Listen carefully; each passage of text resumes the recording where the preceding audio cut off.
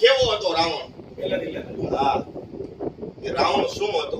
રાવણ પાસે શું હતું? કેમ એને ભગવાને એવું કીધું કે તું મારો એવો સર્વશ્રેષ્ઠ ભક્ત છો? એમ રાવણ હું તાકાત ધરાવતો એમ. રાવણ પાસે જે ખડક હતું ને, ચંદ્રાસ નામનો ખડક હતો. રાવણ પાસે જે ખડક હતો એ ચંદ્રાસ નામનો ખડક હતો. અહીંથી ચંદ્રાસ નામના ખડકનો ઘા કરે એટલે ચંદ્રના રાય જેવડા ટુકડા થઈ જાય એવડી સત્તા ધરાવતો હતો રાવણ. એ રાવણે સ્તોત્ર લખ્યું હતું અને રાવણને પાછળ આખો જે હાથ હતો ને ભગવાન ભોળાનાથ કરતા જગદંબાનો જબરો હાથ હતો. શક્તિનો હાથ હતો. અને એવી શક્તિ, એવી જગદંબા કે જે રાવણ સંહિતાની અંદર આખું એનું વર્ણન કર્યું છે કે કેવડી જગદંબા છે એમ. કે રાવણે એવું કીધું હતું કે માતાજી કેવડા છે કે કોઈએ સ્વરૂપમાં રૂબરૂપ જોયા તો નથી, રૂબરૂપ સ્વરૂપમાં જોયા નથી, પણ માતાજી સ્વરૂપ ધારણ કરે તો કેવડા હતા એમ.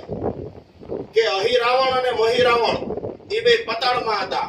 લંકાપતિ રાવણ આ પૃથ્વી ઉપર હતો. ગઢ લંકાપતિ ને લંકા સો બંકા અહર જાત ડંકા વાગે સો બહર વંકા.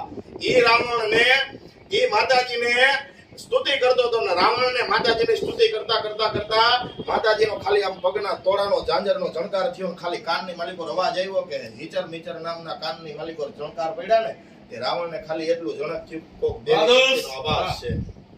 ખાલી એને ભાસ થયો તો કોક દેવી શક્તિ છે. એ રાવણ જેવો તેવો નતો.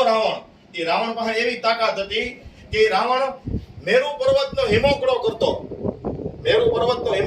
ને એની માથે બેઠો હોય તે મેઘા ડમર ભગવાન પોતે વાદળાનું સ્વરૂપ લઈ અને એના માથે તડકો ન પડે એટલે શીતળ છાયો બનાવતો.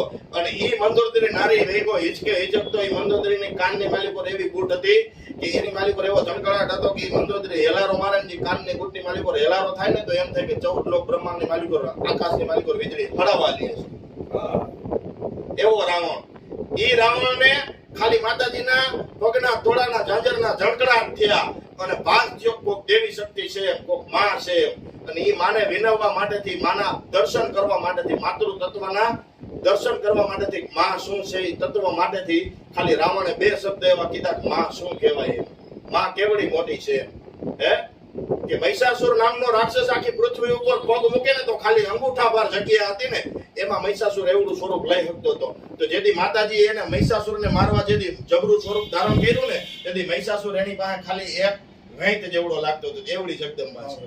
કેવડી કે 7 સમુદ્રની સહાય કરે ને તોય માતાજીના કલમથી લખાય એટલા લેખ લખે ને તોય નેતિ શબ્દ વાપરવો પડે. એવડી જગદંબા છે. કેવડી 7 સમુદ્રની સહાય કરે તોય ઈ સમુદ્રની સહાય કરવામાં, ઈ નેતિ લખવામાં ખાલી રાવણે 2 જ લીટી લખી, 2 જ શબ્દ લખ્યા. અને રાવણે એવું કીધું, તું હાલે તો બ્રહ્માંડ, તું ચાલે તો બ્રહ્માંડ, તું રહેતો બ્રહ્માંડ, તું રહેતો બ્રહ્માંડ. હે તું હાલ ને તોય બ્રહ્માંડ હાલે, તું ચાલ તોય બ્રહ્માંડ ચાલે, તું શ્વાસ લેતો આ દુનિયા ચાલે, તું શ્વાસ છોડતો આ દુનિયા છોડે. તું શ્વાસ લેતો આ દુનિયા ચાલે, તું શ્વાસ છોડતો આ દુનિયા ચાલે. 14 ચોકની એક બ્રહ્માંડની મેરુ થાય. એક કલ્પ વયો જાય ને, એક કલ્પ એટલે એક ચોકડી થાય. એવી 14 ચોકડીનું રાજ લંકાપતિ રાવણ પાસે હતું. 14 ચોકડીનું રાજ લંકાપતિ રાવણ પાસે હતું. એ 14 ચોકડીનું રાજ, 14 કલ્પનું રાજ 1000 વર્ષ પૂરા થાય એટલે બ્રહ્માનો એક દિવસ થાય. 1000 વર્ષ પૂરા થાય એટલે બ્રહ્માનો એક દિવસ થાય. એવા બ્રહ્માના 1000 વર્ષ પૂરા થાય ને એટલે એક કલ્પ પૂરો થાય. એક કલ્પ પૂરો થયા પછી એવા 14 કલ્પ પૂરા કરી નાખ્યા હતા. 14 ચોકડીનું રાજ લંકાપતિ રાવણ પાસે હતું. એ લંકાપતિ રાવણે એટલું જ માતાજી વિશે કીધું હતું, માં તું દુનિયામાં મારી ઘરે આવીને, તું મારી ઘરે આવીને તો એવા સ્વરૂપમાં આવજે, એવી રીતે આવજે હું તને ભજી શકું, હું તને પામી શકું. એટલે માતાજી એને રૂબરૂબ ન ગયા પણ સીતાજી સ્વરૂપે ગયા લંકાપતિ રાવણની ઘરે. અને એને ઘરમાં ન રાખ્યા, અશોક વનમાં રાખ્યા. અને માતાજીને પૂછ્યું ને રામે સીતાજીને કે લંકામાં કેવી મજા આવી, લંકામાં શું હતું? તો માતાજી એવું કીધું હતું કે અહીંયા કંચન થાળમાં પીરસાય છે પણ પશુ રુધિર પીરસાય છે. અહીં હોનાની થાળી છે પણ પશુ રુધિર પીરસાય છે. અહીંયા મગ ચોખા ને ભાઈજરો નથી, સાત્વિકતા નથી. આ લંકાપતિ રાવણનો દરબાર છે. અને ત્યાં ભગવાન રામે એવું કીધું હતું કે રામ એવું બોલ્યા હતા કે રાવણે રામનો વેશ ધારણ કર્યો તે રાવણની પરિસ્થિતિ શું હતી? ભગવાન રામે સીતાજીને એવું પૂછ્યું કે તારી સામે જ્યારે સ્વરૂપ ધારણ કરીને રાવણ આવ્યો તને ખબર પડી ગઈ કે આ રામ નથી, આ તો રાવણ છે.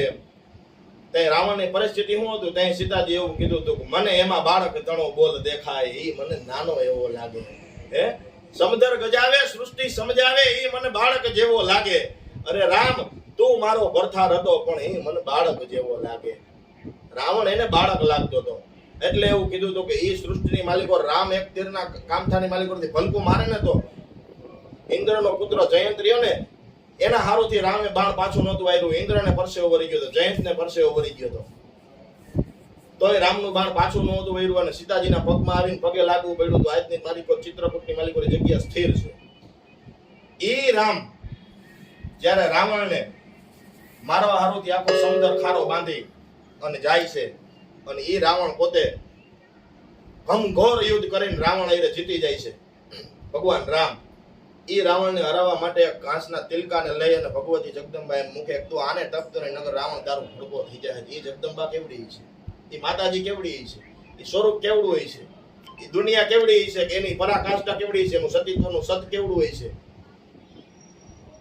એટલા માટે કીધું માતાજીની માટેથી કે તું હોય જગદંબા જોગણી અને જપી તારો જાપજો ને જગતમાં જગદંબા આશરો તારો દીન દયાળુ એક જ મારો તું સહારો.